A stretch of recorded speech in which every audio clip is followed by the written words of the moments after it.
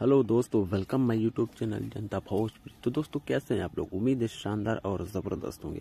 दोस्तों अगर आप भी प्रमोद प्रेमी के फैन होंगे तो आप हमारे चैनल को सब्सक्राइब और वीडियो को लाइक ज़रूर कीजिएगा। दोस्तों मैं बता दूं कि प्रमोद प्रेमी ने बैक टू बैक अपने नए गाने लॉन्च करने शुरू कर दिए हैं और उन्होंने आज एक न्यू सॉन्ग रिलीज कर दिया है और आज का जो सॉन्ग है बहुत ही स्पेशल और यूनिक सॉन्ग है।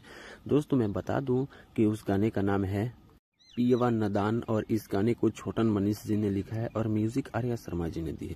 मैं बता दूं कि इस गाने में काफ़ी लंबे समय के बाद प्रमोद प्रेमी यादव जी के साथ में पल्लवी सिंह नज़र आई हैं और इस गाने में डांस करते हुए नज़र आई हैं। दोस्तों मैं बता दूं कि इन दोनों की जोड़ी काफ़ी लंबे समय के बाद आई है। इन दोनों में कुछ दूरियां बढ़ गई थी कुछ बातों को लेकर के, लेकिन काफ़ी लंबे समय के बाद ये दोनों आज साथ में डांस कर रहे हैं। तो दोस्तों आप लोग इस गाने को बहुत ज़्यादा प्यार और आशीर्वाद दीजिए ताकि ये गाना बहुत जल्द ट्रेंडिंग में आ जाए।